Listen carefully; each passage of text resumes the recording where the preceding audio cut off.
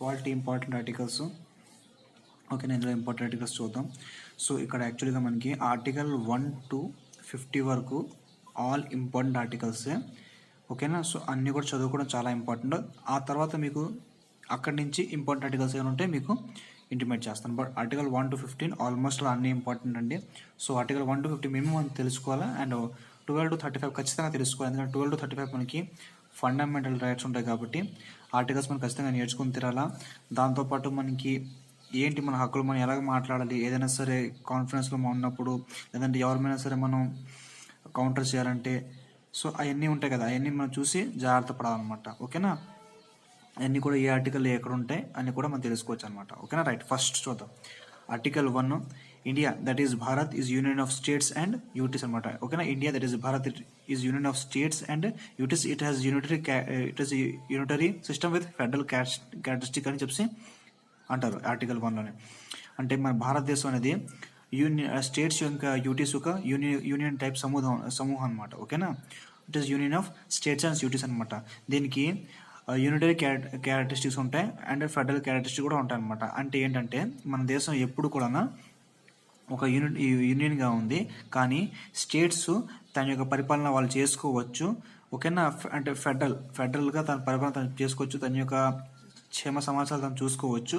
కానీ దేశం పైకి ఏమైనా వస్తే మాత్రం దేశం అంతా ఒక యూనియన్గా మారుతుంది, లైక్ కెనడా అనమాట. ఓకేనా, సో ఈ ఫెడరల్ అనేది టెంపరీ సిస్టమ్, అంటే ఒక నార్మల్ సిచ్యువేషన్లోనే నార్మల్గా ఉంటుంది. బట్ ఏదైనా ప్రాబ్లం వచ్చినప్పుడు అది మనకి యూనియన్గా మారే విధంగా మనకి డిస్క్రైబ్ చేస్తామన్నమాట. అందు గురించి దీన్ని union of states with unitary and federal characteristics అని చెప్పి మనం చెప్పడం జరిగింది. ఓకేనా,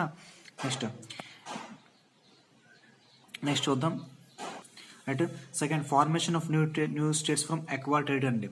formation of new states from acquired territory ఏంటి అంటే సార్, అంటే మనకి ఎగ్జాంపుల్కి మన ఆంధ్రప్రదేశ్ అంటే 1956లో కదా, 1956లో మన ఆంధ్రప్రదేశ్ ఫామ్ అయింది. దానికన్నా ముందు 1953లో మనకి ఏపీ స్టేట్ ఫామ్ అయింది, బట్ దాన్ని ఆంధ్ర రాష్ట్రం అంటారు. దాని తర్వాత ఆంధ్రప్రదేశ్ 1956లోనే పూర్తి ఆంధ్రప్రదేశ్గా ఫామ్ చేయడం జరిగింది. అంటే మన స్టేట్లో ఉన్న ఒక మద్రాస్ ప్రొవిజన్స్, అంటే తమిళనాడు నుంచి మనం విడిపోయాం. ఓకేనా, మన నుంచి తెలంగాణ విడిపోయింది అలాగనమాట. అంటే ఆల్రెడీ ఉన్న టెరిటరీ అనమాట. ఓకేనా, ఉన్న టెరిటరీ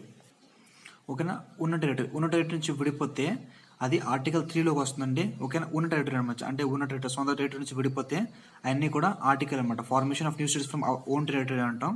అలాగే ఒకవేళ అది కానీ మనం ఎక్కడైనా సరే తీసుకుందంటే ఏంటంటే మన భూభాగమే ఎవరైనా వేరే వాళ్ళ అండర్లో ఉంటే దాన్ని మనం తిరిగి అక్వైర్ చేసుకుంటాం కదా. ఎగ్జాంపుల్కి గోవా చూద్దాం.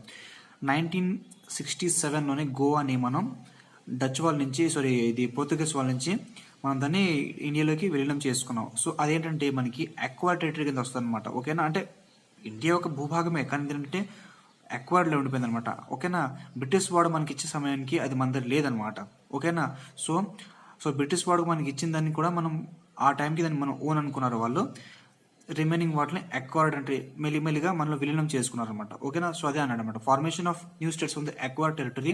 ఓకేనా, లైక్ గోవా, నిజాం కూడా బయటనే ఉండేది, అంటే హైదరాబాద్ ప్రాంతం. సో దాన్ని అక్వైర్డ్ టెరిటరీ అండర్ చేసుకున్నాం. అదే ఆర్టికల్ 3లోకి వచ్చేటప్పటికి మన ఆంధ్రప్రదేశ్ ఫార్మ్ అయింది ఫ్రమ్ తమిళనాడు నుంచి, తెలంగాణ ఫార్మ్ అయింది ఆంధ్రప్రదేశ్ నుంచి. So formation of new states from our own territory అనమాట, మన భూభాగం నుంచి తీసుకోవడం. ఎగ్జాంపుల్ మీకు ఎలా చెప్పాలంటే, సపోజ్ నేను నా ఫ్రెండ్ యొక్క ల్యాండ్ని కొనుక్కున్నాను. సో హీజ్ ల్యాండ్స్ అనమాట. ఆ ల్యాండ్ని నేను కొనుక్కున్నాను. సో ఇప్పుడు ఏమైంది, అది నా భూమిలోకి కౌంట్ అయిపోయింది. అదే సపోజ్ నా భూమిలోనే 1 ఎకరం భూమిలోనే 1/2 ఎకరం నేను రెండు పార్ట్గా డివైడ్ చేశాను. ఓకే, 2 పార్ట్స్ డివైడ్ చేశాను అంటే కొత్త పార్ట్ని తయారు చేసుకున్నాను. సో అది నా భూభాగం నుంచి తయారు చేసుకున్నాను. అది ఆర్టికల్ 3 టైప్ అనమాట. ఆర్టికల్ 2 అంటే ఇంకోటి కొత్తది కొనుక్కొని నాలో యాడ్ చేసుకోవడం అనమాట. ఆ విధం అనమాట. ఎగ్జాంపుల్స్ చెప్పాను మీకు. నెక్స్ట్ ఆర్టికల్ 4 చూద్దాం. About 2 articles no need amendment process and president not involve అనమాట. పైన 2 చూసారా, article 2 formation of new states from acquired territory, formation of new state from our own territory. ఈ 2 ఆర్టికల్ కోసం మనకి ఎటువంటి అమెండ్మెంట్ ప్రొసీజర్ అనేది అవసరం లేదు, ఎటువంటి సంశోధన మన రాజ్యాంగంలో చేయాల్సిన అవసరం లేదు. ప్రెసిడెంట్ కూడా ఇందులో హస్తక్షేపం చేయడండి, ఓకేనా. ఎందుకంటే భూభాగం గురించి మాట్లాడుతున్నాం కాబట్టి ప్రెసిడెంట్ కూడా హస్తక్షేపం చేసే అధికారం కూడా ఇందులో ఇవ్వలేదు, ఓకేనా. ఒకవేళ ప్రెసిడెంట్ కానీ వీటో పవర్స్ కానీ ఈ బిల్ పైన సైన్ పెట్టకపోకుండా దాన్ని ఆపడనుకోండి, సీదా ఆయన మీద మహాభియోగం తీర్మానం పెట్టి తీసేస్తారు. ఎందుకంటే అంత ఇంపార్టెంట్ ఈ రెండు కూడా, ఓకేనా. మన భూభాగాన్ని మనం విభజించుకోవడం, లేదంటే మనకు రావాల్సిన భూభాగాన్ని మనం ఎక్వైర్ చేసుకోవడం. సో అలాగా భూభాగం మీద ఏదైనా అసలు క్వశ్చన్ వస్తే మాత్రం ప్రెసిడెంట్ ఇన్వాల్వ్మెంట్ లేకుండా ఈ యొక్క ఆర్టికల్ని రచించడం జరిగింది, ఓకేనా. నెక్స్ట్ ఆర్టికల్ ఫిఫ్త్ నుంచి సిటిజన్షిప్ స్టార్ట్ అవుతుందండి. Fifth to article up to మనకి ఆర్టికల్ అప్ టు 11 వరకు అండి, ఓకేనా. 5 to 11 వరకు ఇవన్నీ కూడా మనకి నాగరికతమే చెప్తుందండి, ఓకేనా. నాగరికతమే చెప్తుంది అనమాట. ఏంటని చూద్దాం, ఓకేనా. చూడండి, సిటిజన్షిప్ బై కాన్స్టిట్యూషన్, ఓకేనా. అంటే రాజ్యాంగం పరంగా మనకి పౌరసత్వం లభించడం, అది ఎలాగా, అందులోనే ఫస్ట్ ప్రావీణ్యం ఏంటంటే బై బర్త్ అనమాట. బై బర్త్, ఓకేనా. పుట్టుకతోటి మనం కానీ మన భారతదేశంలో పుడితే మనకి ఆటోమేటిక్గా మన దేశం యొక్క ఏంటంటారు నాగరికత మనకు దొరుకుతుంది, ఓకేనా. తర్వాత ఫాదర్ మదర్, ఒకవేళ మన తల్లిదండ్రులు కానీ భారతీయులు అయితే సో అప్పుడు కూడా మనకి పౌరసత్వం లభిస్తుంది. And number C, before constitution form 5 years ago in India. అంటే ఏంటంటే మన రాజ్యాంగం స్థాపించి 5 ఏళ్ళ కన్నా ముందు నుంచి ఎవరైతే మన భారతదేశంలో ఉండిపోయారో, ఏం చెప్పాను, మన రాజ్యాంగం ఇంకా స్టార్ట్ అవ్వలేదు, ఇంకా అంటే దాన్ని పూర్తి కాలేదు, దానికన్నా 5 ఏళ్ళ ముందు నుంచి ఎవరైతే మన భారతదేశంలో ఉన్నారో వాళ్ళు కూడా మన దేశం యొక్క పౌరసత్వంకి అధికారులు అని చెప్పేసి ఈ యొక్క ఆర్టికల్ 5 మనకి చెప్పడం జరిగింది, ఓకేనా. ఇప్పుడు ఆర్టికల్ 6 చూద్దాం, అర్థం ఉంటుంది కదా. ఆర్టికల్ 6 చూద్దాం. ఆర్టికల్ 6 ఏం చెప్తుంది సార్, పాకిస్తాన్ నుంచి భారతదేశానికి వచ్చిన వాళ్ళకి మనం పౌరసత్వం కల్పించాలి. అది ఇవన్నీ చూడండి, ఇవన్నీ ఇప్పుడు కాదు, అప్పుడు రాసిన అనమాట, ఓకేనా. అప్పుడు అనమాట 1947 ఆ టైంలోనే 1947 ఆ టైం గురించి మాట్లాడుతాను అనమాట, ఓకేనా. సో వాళ్ళకి నాగరికత కల్పించాలి అని చెప్పి మాట్లాడతాం అనమాట. ఎగ్జాంపుల్ చూడండి, పాకిస్తాన్ టు ఇండియా, ఓకేనా. పాకిస్తాన్ నుంచి ఇండియాకి మూవ్ అయిన వాళ్ళు ఇండియాకి వచ్చేస్తే ఇండియా సిటిజన్షిప్ లభించాలి. ఆఫ్ కోర్స్ లభిస్తుంది, ఎందుకంటే అప్పుడు పాకిస్తాన్ భారతదేశం రెండు ఒకటే ఉండిపోయింది కదా. పాకిస్తాన్ మన నుంచి విడిపోయి కొత్త దేశంగా మారింది, ఓకేనా. అంతకుముందు అది కూడా భారతదేశమే కదా. సో అక్కడి నుంచి ఎవరైనా హిందూస్ కానీ ముస్లిమ్స్ కానీ క్రిస్టియన్స్ కానీ పాకిస్తాన్ మాకు ఇండియా అంటే ఇష్టం అని చెప్పి వచ్చిన వాళ్ళందరికీ మనం పౌరసత్వం ఖచ్చితంగా ఇవ్వాలి, ఎందుకంటే మనకు ఆ ప్రావిజన్ ఉందన్నమాట, ఓకేనా. దానికోసం ఈ ఆర్టికల్ తయారు చేస్తారు. కానీ దీనికి ఒక పర్మిట్ రూల్ తగులుతుంది. పర్మిట్ రూల్ ఏంటి, ఓకేనా. దీనికి ఒక పర్మిట్ రూల్ ఉంది. పర్మిట్ రూల్ అంటే ఏంటి సార్, పర్మిట్ రూల్ అంటే జూలై 1948, ఓకేనా. జూలై 1948 పర్మిట్ రూల్ పెట్టడం జరిగింది. 19 జూలై 1948 అంటాం, ఓకేనా. 19 జూలై 1948 అంటాం. ఈ 19 జూలై 1948 కన్నా ముందు ఎవరైతే భారతదేశానికి వచ్చేస్తున్నారో వాళ్ళందరికీ ఆటోమేటిక్గా భారతదేశం పౌరసత్వం లభిస్తుంది. కానీ దాని తర్వాత అంటే 19 జూలై 1948 ఎవరైతే భారతదేశానికి వచ్చారో వాళ్ళకి ఏంటంటే ఫస్ట్ మనం 6 months అబ్జర్వర్స్లో పెట్టి సిటిజన్షిప్ ఇస్తాం, అంతే. ఇంకేం లేదు, 6 months వెయిట్ చేయించి సిటిజన్షిప్ ఇస్తారన్నమాట. అంతకుమించి అందులో పెద్దగా ఏ ప్రాబ్లం అయితే ఏం లేదు, ఓకేనా. సో అలాగన్నమాట, ఆ విధంగా ఇవ్వడం అనమాట, నాగరికత ఆ విధంగా ఇవ్వడం అనమాట. అది ఆర్టికల్ 6 చెప్తుంది. ఆర్టికల్ 7 ఏంటి సార్, ఆర్టికల్ 7 ఏంటంటే ఇండియా నుంచి పాకిస్తాన్ ఫస్ట్ వెళ్ళిపోయారు. అంటే ఏంటంటే కొంతమంది ఉన్నారండి అప్పుడు ఆ కాలంలో అంట, వాళ్ళు ఇండియా నుంచి అంటే అప్పుడు ఏంటంటే పాకిస్తాన్ కొత్త దేశం ఏర్పాటు అవుతుంది అన్న తర్వాత వాళ్ళు ఏం చేశారంటే ఇండియాని వదిలి పాకిస్తాన్కి అప్పుడే వెళ్ళిపోయారు అనమాట. ఇక్కడి నుంచి అక్కడ షిఫ్ట్ అయిపోతే బాగుంటుంది అన్న విధంగా వెళ్ళిపోయారు. వెళ్ళిపోయిన తర్వాత దేశం అనేది విభజన జరిగింది, అంటే దేశం అనేది విభజన చేశారు. పాకిస్తాన్ కొత్త దేశం ఏర్పడింది. ఏర్పడిన తర్వాత అక్కడ హిందూస్ మీద అత్యాచారం అంటే మైనారిటీస్ మీద అత్యాచారం బాగా జరగడం వల్ల వాళ్ళకి అక్కడ రియలైజ్ అయ్యి మేము ఉండము అని తిరిగి వచ్చేసరికి చాలా మంది ప్లాన్ చేశారు అండ్ వచ్చేసారు కూడా. అలాగే వచ్చిన వాళ్ళకి మనం సిటిజన్షిప్ ఇవ్వాలా ఇవ్వకూడదా, ఖచ్చితంగా ఇవ్వాలా, because they are also Indian origin landed people, ఓకేనా. దేశం విభజన అవ్వకముందు వాళ్ళు వెళ్ళిపోయారు అండ్ అయిన తర్వాత వాళ్ళు ఇవ్వలేదు. అయిన తర్వాత అయితే మనకి ఒక పర్ఫార్మ్ మీద సైన్ పెట్టి మేము తిరిగి రావని చెప్పి ఒక సైన్ పెట్టేసి పంపిస్తారు. కానీ అవ్వకముందు వాళ్ళు వెళ్ళిపోయారు. వెళ్ళిపోయిన తర్వాత అక్కడ వాతావరణం బాగాలేదు. వాళ్ళు ఏంటంటే మంచి ఊహించి పాపం వెళ్ళారు, కానీ అక్కడ ఏమైంది అంత అక్కడ రివర్స్ అయింది.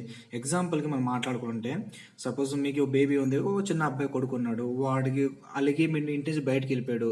సాయంత్రం అయిన తర్వాత మళ్ళీ పర్లేదు చిన్న వాడు వెళ్ళేసి ఇంటికి తిరిగి వస్తారు కదా. తిరిగి వస్తే వాడి ఇంటికి రానివ్వం, మనం రాణిస్తాం కదా. సో అది ఏంటంటే ఖచ్చితంగా ఆ విషయం మీద వాళ్ళని మనం బయటికి నెట్టడానికి లేదు, అర్థమవుతుంది కదా. సో ఇది మోరల్ అనమాట, మోరల్ థింగ్. సో వాళ్ళకి నాగరికత ఇవ్వాలని చెప్పేసి అప్పుడున్న ప్రాధాన్యం దీనిలో పెట్టి ఉంచారనమాట. సో ఇండియా నుంచి పాకిస్తాన్ పోయి తిరిగి మళ్ళీ పాకిస్తాన్ ఇండియాకి వచ్చిన వాళ్ళకి ఆర్టికల్ 7 పౌరసత్వం ఇమ్మంటది. కానీ ఎలాగా, వీళ్ళు కూడా అంటే వీళ్ళు కూడా అబ్జర్వేషన్ 6 months పెట్టిన తర్వాత వాళ్ళకి సిటిజన్షిప్ ఇవ్వడం జరుగుతుంది అనమాట. సో ఆర్టికల్ 7 అది చెప్తుంది. ఆర్టికల్ 8 ఏంటి సార్? ఓకేనా, ఆర్టికల్ 8 కూడా చాలా ఇంపార్టెంట్ అండి. చూద్దాం ఆర్టికల్ 8 ఏంటి. అప్పుడు భారతదేశం యొక్క స్వతంత్ర పోరాటం భారతదేశంలో కాకుండా కెనడాలోని, యూకే, యునైటెడ్ కింగ్డమ్లోని, సౌత్ ఆఫ్రికాలోని విభిన్న అంతర్రాష్ట్రీయ దేశాలు కూడా మన భారతదేశం కోసం స్వతంత్ర పోరాటం జరిగింది, అంతే కదా. సో అందరూ కూడా ఇండిపెండెన్స్ కోసం బయట దేశాలు పోరాటం చేశారు. సో సపోజ్ నేను నా వైఫ్, అంటే ఎగ్జాంపుల్ మాట్లాడుతున్నాను, సపోజ్ నేను, మా బ్రదర్, మా వైఫ్లో మా ఫ్యామిలీ అందరూ బయట పోరాడుతున్నాను. మా వైఫ్కు బేబీ పుట్టింది. బేబీ పుడితే నేను దేశం కోసం పోరాడుతున్నాను, బట్ మేము ఫారెన్లో ఉన్నాం. సో మాకు సంతానం కలిగింది. ఇప్పుడు ఆ బేబీ మన దేశం యొక్క పౌరసత్వానికి అధికారం వస్తుందా రాదా? డెఫినెట్గా రావాలి. ఎందుకంటే నేను దేశం కోసం పోరాడుతున్నాను, నేను బయట ఉన్నాను, దేశం కోసం కష్టపడుతున్నాను. కాకపోతే నా బేబీ అక్కడ పుట్టింది. సో దానివల్ల ఏంటి, ఖచ్చితంగా నాకు పౌరసత్వం ఇవ్వాలి కదా, నా బేబీ కూడా ఇవ్వాలి కదా. సో దానికోసం ఈ ఆర్టికల్ 8ని ఇందులోని ఇంక్లూడ్ చేయడం జరిగింది అనమాట. ఆర్టికల్ ఏంటంటే ఇండియన్ పీపుల్ ఎవరైతే బయట వైపు ఉన్నారో వాళ్ళకి పిల్లలు పుడితే వాళ్ళకి కూడా పౌరసత్వం లభించాలా. ఓకేనా, అది దాని ప్రకారం చెప్తుంది అనమాట. Next 9th one, foreign citizenship taken lead to loss Indian citizenship అనమాట. అంటే ఆర్టికల్ ఏం చెప్తుందంటే, మీరు కానీ బయట పౌరసత్వం కానీ తీసుకుంటే, అంటే బయట దేశం యొక్క పౌరసత్వం తీసుకుంటే, అదర్ కంట్రీ యొక్క సిటిజన్షిప్ గ్రీన్ కార్డ్ తీసుకుంటే మీకు భారతదేశం యొక్క సిటిజన్షిప్ అనేది రద్దు చేయడం జరుగుతుంది. ఆర్టికల్ 9 దాని గురించి మాట్లాడుతుంది. ఓకేనా, నెక్స్ట్ ఆర్టికల్ 10 చూద్దాం. సార్ ఏంటి article 10? Citizenship not to be taken until unparliamentary activities అనమాట. భారతదేశ పౌరసత్వం రద్దు చేయబడదు అంటిల్ ఎప్పటి వరకు మనం యథాపనం చేయం. సింపుల్ మాట్లాడుకోవాలంటే ఏంటంటే, దేశ విరుద్ధ కార్యక్రమాలు కానీ, లేకపోతే దేశానికి యాంటీ స్లోగన్ కానీ చూస్తున్నాం. ఇండియాకి చైనాకి మధ్యన యుద్ధం జరుగుతుంది, ఇండియా చైనాను కుమ్ముతుంటే నువ్వు వెళ్ళి చైనా జిందాబాద్ అని అనుకుంటే తిన్నగా మనం బయట తోసేస్తాడు. ఎట్లా నువ్వు ఇండియాలో ఉండి కూడా చైనా సపోర్ట్ చేస్తున్నావు ఏంటని చెప్పింది. సో అది దేశ విరుద్ధ కార్యకలాపాలు అనమాట. వాళ్ళకి అలాంటి బఫూన్ పనులు చేసే వరకు మన పౌరసత్వం అనేది తీసివేయకూడదు. మామూలుగా ఏదైనా సరే అదర్ విషయాల్లో మాత్రం సిటిజన్షిప్ తీయడానికి అధికారం ఏం లేదనమాట. ఓకేనా, సో ఏదైనా దేశ విరుద్ధ కార్యక్రమాలు కానీ, టెర్రరిజం యాక్టివిటీస్ కానీ ఆట పనులు చేస్తే మాత్రం సిటిజన్షిప్ని రద్దు చేయబడే అవకాశాలు ఉన్నాయన్నమాట. ఓకేనా, next article 11, citizenship act by parliament. ఓకేనా, సిటిజన్షిప్ ఈ యొక్క బిల్ని సంసద్ భవన్ అనమాట, అంటే పార్లమెంటే చేస్తుంది అనమాట. దానిలోని కూడా ఏ మినిస్టర్ చేస్తుంది, హోమ్ మినిస్టర్ చేస్తుంది. చాలా ఇంపార్టెంట్ ఆర్టికల్ అంటే నెంబర్ ఆఫ్ టైమ్స్ ఈ క్వశ్చన్ అడిగాడు. ఆర్టికల్ 11 ఏం చెప్తుందంటే, ఈ నాగరికత పైన, పౌరసత్వం పైన బిల్లు పెట్టే అధికారం సంసద్ భవన్కే ఉంది. సంసద్ భవన్ అంటే మన పార్లమెంట్కే ఉంది. అందులో ఏ మంత్రాలయం ఉందంటే హోమ్ మినిస్ట్రీకి మాత్రమే ఈ అధికారం కలిగించారు. ఓకేనా, ఈ ఆర్టికల్ చాలా అడిగాడు. సో ఆర్టికల్ 9, 10, 11, 8 చూద్దాం. Article 8, people out side deciding they have given birth to their child. So అంటే భారతదేశంలో ప్రజలు ఎవరైతే బయట ఉన్నారో వాళ్ళ పిల్లలు పుడితే వాళ్ళు కూడా నాగరికత ఇవ్వాలని చెప్తుంది. నంబర్ 9, ఫారెన్ సిటిజన్షిప్ తీసుకుంటే భారత సిటిజన్షిప్ రద్దు అవుతుంది, ఆర్టికల్ 9 చెప్తుంది. నంబర్ 10, ఏదైనా సరే ఆ దేశ విరుద్ధ కార్యకలాపాలు చేసే వరకు ఒక వ్యక్తి యొక్క పౌరసత్వం తీసుకునే అధికారం గవర్నమెంట్కి లేదని చెప్తుంది, ప్రభుత్వానికి లేదని చెప్తుంది. నంబర్ 11, సిటిజన్షిప్ చేసే అధికారం సంసద్ భవన్కి అంటే పార్లమెంట్కి ఉంది. దానిలోని రక్షణ మంత్రి అంటే హోమ్ మినిస్ట్రీ మనకి ఈ యొక్క సిటిజన్షిప్ అంటే పౌరసత్వం పైన బిల్లు తయారు చేసే అధికారం హోమ్ మినిస్ట్రీకి ఉంటుంది. అంటే ఏదైనా సరే యాక్ట్ని తయారు చేసే అధికారం హోమ్ మినిస్ట్రీకి ఉంటుంది అని చెప్పి ఆర్టికల్ 11 చెప్తుంది. ఓకేనా, నెక్స్ట్ చూద్దాం. ఇందులోనే కొన్ని టర్మ్స్ యాడ్ చేశారు అనమాట. ఓకేనా, సిటిజన్షిప్ రూల్ బై 1955 అని చెప్పి కొన్ని టర్మ్స్ యాడ్ చేయడం జరిగింది అనమాట. ఓకేనా, ఫస్ట్ టర్మ్ ఏంటంటే బై బర్త్ బేస్డ్ అనమాట. బర్త్ బేస్డ్గా సిటిజన్షిప్ ఇవ్వడం అనమాట. హౌ సార్ బర్త్ బేస్డ్గా? ఎవరైనా సరే ఇండియాలో పుడితే బర్త్ అయితే వాళ్ళకి సిటిజన్షిప్ ఇచ్చేయాలి అని చెప్పేసి ఫస్ట్ నియమం తీసుకొచ్చారు. అందరికన్నా ఖచ్చితమైన నియమం, అందరికన్నా వరస్ట్ రూల్ ఇదే అండి. ఎందుకు చెప్పినా, బై బర్త్ అంటే ఎవడో పాకిస్తాన్ ఇండియాకి ట్రీట్మెంట్ కోసం వస్తాడు, వాడికి బేబీ పుట్టేస్తుంది, అట్లా ఇండియన్ సిటిజన్షిప్ ఇచ్చేస్తాం, వాడికి ఇవ్వలేము. ఎందుకంటే పాకిస్తాన్ నా కొడుకు అంటే ఏదో సింపుల్ మాట్లాడుకుంటే, ఎవడో మనకు పడిన చైనా నా కొడుకు ఇండియాకి వచ్చాడు, వాడికి బేబీ కనిస్తారు. సో వాడి బేబీకి ఇచ్చేస్తాం సిటిజన్షిప్, ఇవ్వకూడదు. దాని తర్వాత దీన్ని చాలా అర్థం చేసుకుని మన ఇండియన్ గవర్నమెంట్ తర్వాత, అంటే తప్పు లేదు, అప్పటికి దీని గురించి ఐడియా లేదు. ఒకటి విషయం అండి, ఇండియా ఇండిపెండెంట్ టైంకి సిటిజన్షిప్ పైన ఆర్టికల్స్ అనేవి అంటే ఇది ఆర్టికల్స్ అనేవి రాజ్యాంగం అనేది పూర్తిగా రాసి వేయలేదు, ఒక టెంపరీ విధంగా రాసి వేయలేసారు. ఎందుకంటే అప్పటికప్పుడు అది సాల్వ్ అయ్యే మ్యాటర్ కాదు. తర్వాత దాన్ని బేస్ చేసుకుని మన మన వంశం అంటే వాళ్ళ యొక్క నెక్స్ట్ జనరేషన్ వాళ్ళు దీన్ని ఎలాగైనా చేంజ్ చేస్తారని చెప్పేసి అప్పటికి ఒక టెంపరీ బేస్గా రాసి పడేశారు. ఎందుకంటే అది అంత ఇంపార్టెంట్ కాదు అప్పుడు ఆ టైం కాబట్టి వాళ్ళు రాసి పడేశారు. సో వాళ్ళు కూడా చాలా క్లేవర్గా రాశారు. అర్థమైందా? అయితే దీన్ని 1986లోనే మనలో కళ్ళు తెరుచుకున్నారు. అప్పుడు ఏంటంటే ఫాదర్, ఓకేనా, ఫాదర్ తల్లిదండ్రి కానీ ఆ బేబీ యొక్క ఆరిజిన్ ఉంటేనే సిటిజన్షిప్ ఇవ్వాలని చెప్పేసి ఒక రూల్ పెట్టినారు. ఏంటి? ఫాదర్ అండ్ మదరు సిటిజన్షిప్ అందులో ఎవరో ఒకరు భారతదేశ యొక్క పౌరసత్వం కలిగి ఉంటేనే సిటిజన్షిప్ ఇవ్వాలని చెప్పేసి 1986లోనే సంశోధన చేయడం జరిగింది అనమాట. ఓకేనా? ఈ రూల్స్ అనమాట, సిటిజన్షిప్ రూల్స్ ఉన్నాయి ఈ రూల్స్లోనే. తర్వాత 2003లోని మళ్ళీ దాని మీద సంశోధన చేశారు. ఏంటంటే ఫాదర్ అండ్ మదర్కి వ్యాలిడ్ సిటిజన్షిప్ ఉండాలన్నమాట. ఏంటి సార్ వ్యాలిడ్ సిటిజన్షిప్ అంటే, ఇప్పుడు ఎవడో కావాలని ఇండియాకి టూర్ మీద వచ్చాడు, వాడు కావాలనే ఒక పకడ్బందీగా మన ఇండియన్ అమ్మాయిని లవ్ చేసి కావాలని ఏదో ఒక ట్రాప్ చేసి పెళ్లి చేసుకున్నావు, అది పిల్లల్ని కనేసాడు. సో వాడేంటంటే ఒక దురుద్దేశంతో వచ్చాడు. ఓకేనా? అటువంటి ఇన్వాలిడ్, సో ఏంటంటే అవన్నీ కూడా ఒక ఫాల్స్ టైప్ క్రియేషన్ అనమాట. అటువంటి ఫాల్స్ క్రియేషన్స్ చేసే వాళ్ళకి ఏదైనా సరే దొరికితే మాత్రం రద్దు చేయాలి, అటువంటి నాగరికత వాళ్ళకి ఇవ్వకూడదు అని చెప్పి మళ్ళీ 2003లోనే దాని యొక్క మళ్ళీ దాన్ని మాడిఫై చేయడం జరిగింది అనమాట. ఓకేనా? తర్వాత next origin by origin or descent అంటాం. ఓకేనా? ఆరిజిన్ బై డిసెంట్ అనమాట. డిసెంట్ అంటే మన యొక్క పూర్వీకులు, లైక్ ఫాదర్ మదర్ తాతలు ముత్తాతలు కానీ భారతదేశంలో ఉన్నారనుకో, ఓకేనా, ఖచ్చితంగా ఇవ్వాల్సిందే.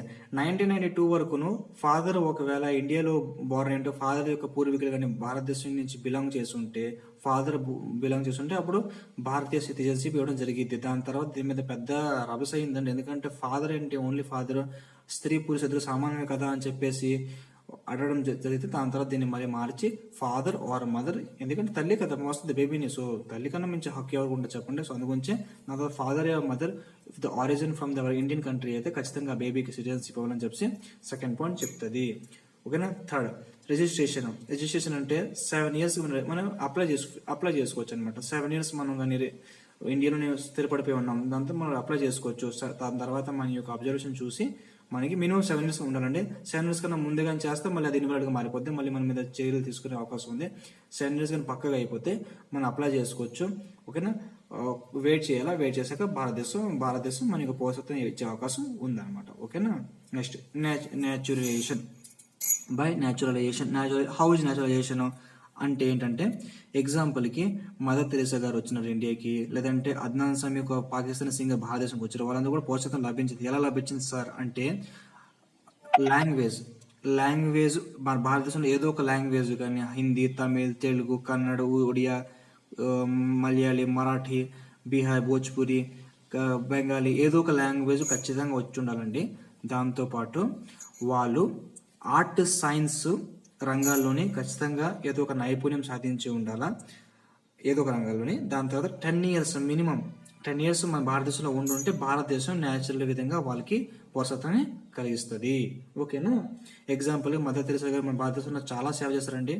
సో అందుగురించి ఆ సేవా నైపుణ్యాల వాళ్ళు కూడా భారతదేశం అనేది నాగరికత మన సిటిజన్షిప్ అనేది ఇవ్వడం జరిగింది అనమాట. ఓకేనా? నెక్స్ట్ అక్వైర్ టెరిటరీ అనమాట. ఓకేనా? అక్వైర్ టెరిటరీ అంటే మనకి సిక్కిం అంతే 1974 వరకును చోళియా పరిపాలించేవాడు. ఓకేనా? సిక్కింని అక్వైర్ చేసుకున్న తర్వాత సో డెఫినెట్గా వాళ్ళకి కూడా మన సిటిజన్షిప్ ఇవ్వాలి కదండి. సో అలాగా అక్వైర్ చేసుకున్న భూభాగంకి మన సిటిజన్షిప్ ఇవ్వాలి కాబట్టి సో వాళ్ళు కూడా మనం సిటిజన్షిప్ ఇవ్వాలని చెప్పి రూల్ చెప్తున్నారు అనమాట. ఈ విధంగా ఇన్ని విధాలుగా మనకి పౌరసత్వం లభించే అవకాశం ఉంది. ఆర్టికల్స్లో ఫలానా ఆర్టికల్ ఫలానా విధాలు చెప్తుంది అనమాట. ఓకేనా? నెక్స్ట్ భాగం నెక్స్ట్ చూద్దాం నెక్స్ట్ పార్ట్లో. రైట్.